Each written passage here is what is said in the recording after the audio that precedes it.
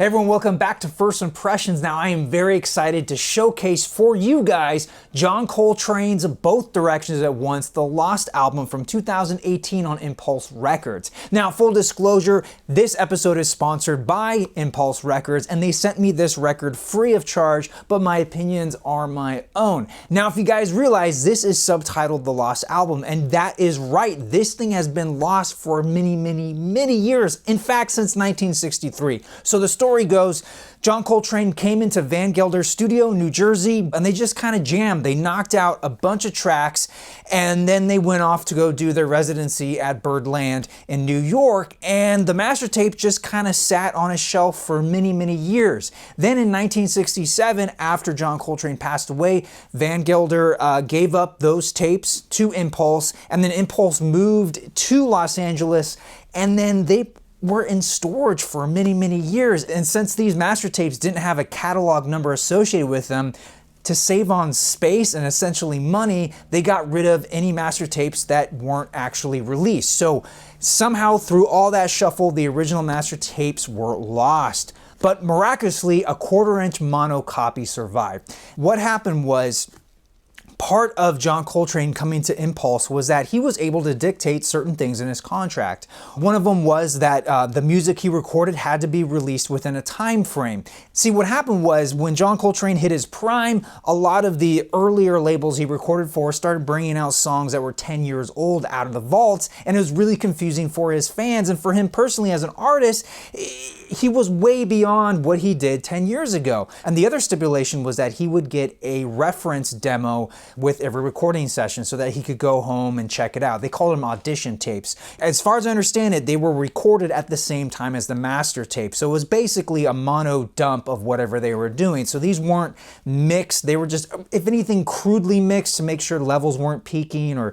things were roughly balanced. So these were pretty raw tapes, and they took these tapes and restored them, and now we have this album. And there are 2 unreleased, unheard of tracks, as well as the first official recording of One Up, One Down, as well as one of the earliest recordings of Nature Boy. So this is very exciting, and I'm happy to report that this sounds fantastic. Man, I'm so impressed that the sound coming off of here is from 1/4-inch tape. I mean, you know what I mean, that basically home audio enthusiasts. So still, just to get that much fidelity out of those tapes that were more than 50 years old. But man, I'm really thankful that this has survived. So let's talk about the music. First up, we have Untitled Original 11383. Now you may be wondering why it has that number. Well, that's the Impulse catalog number when they are just going through songs and they don't have titles yet, which was very common for jazz musicians at the time. Instead of trying to get bogged down in titling things, they would just have a series of numbers that they would just assign these songs. So it was a way of keeping track of which take to make, and eventually they would come out with a title, which has happened to most of these songs except for 2 of them, and this is the first one. Anyway, just love the upbeat nature of this song. Really helps to set the tone for the rest of the record.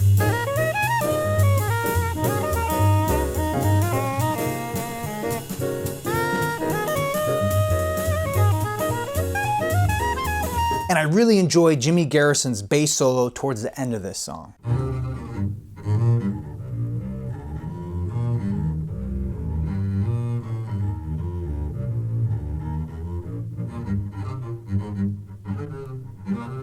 Track 2 is Nature Boy, and I always love the Nat King Cole version of this, but on this one, I love how much he pushes the song structure. He is just flying all over the place, yet it's contained. Really cool. I love the low down vibe of this song.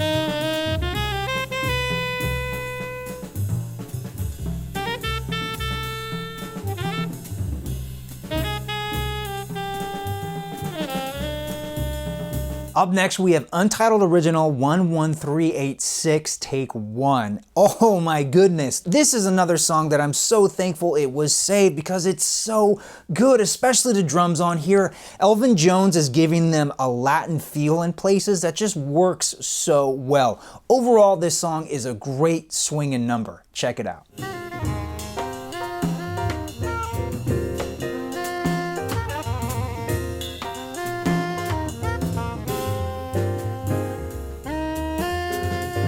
Rounding out side A, we have Valya or Vilya. I'm not exactly sure how to say it, but man, the way this band kind of takes this classical opera tune and then they turn it into this very jaunty, happy, kind of skipping along number, really, really well done. I actually really like this.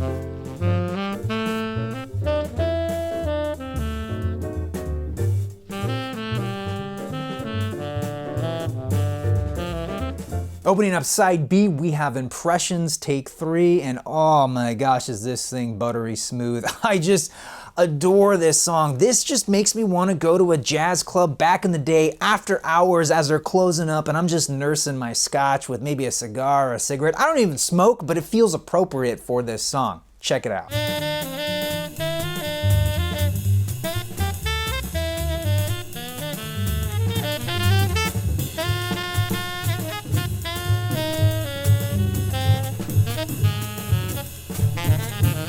Track 2 is slow blues and it's exactly what the title suggests, but what it does do is give a really nice foundation for John Coltrane to just run wild with his sax.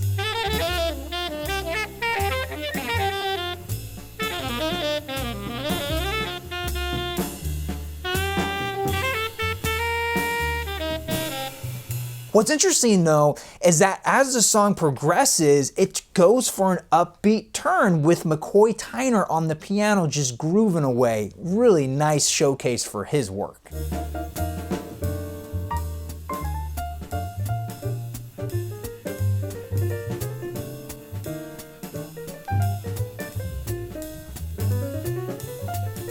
The album closes with a fiery 1 up, 1 down, take 1. And this is significant because it's the first proper studio recording of this song. Before this, there was only a bootleg from a live recording. And so this is the first time we really get to hear it in its full fidelity, which just pays dividends because this is such a showcase for all the members of the band. I feel they all get a chance to show off with some great solos on this track, and it's just a nice way to end the record.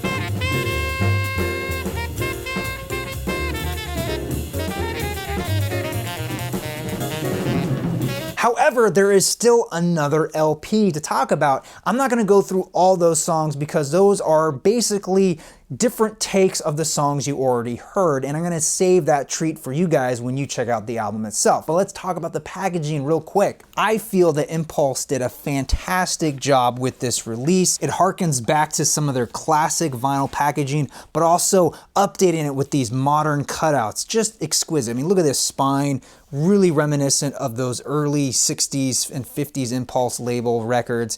Opening it up, it is a gatefold, and you get these really nice circle of fifths diagrams. I've never seen these before. I love the geometry going on here. And then on the back there, you get the track listings, and you can see the LP too has basically all the same songs, just different takes. And let's check out these inner sleeves because they're pretty great. Look at this photography, right? So great. And then the inner sleeve for record 2 here, real artful.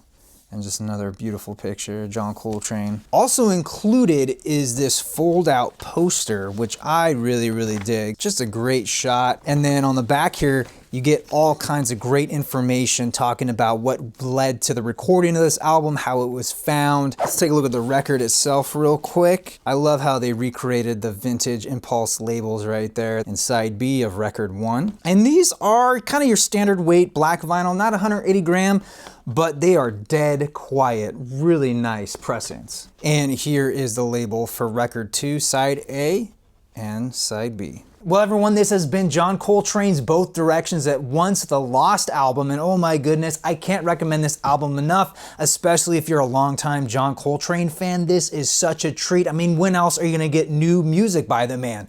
Anyway, I want to know what you guys have to say. Be sure to leave me a comment down below. Until then, thank you so much for watching. I'm your Vinyl Geek, and I'll catch you on the flip side.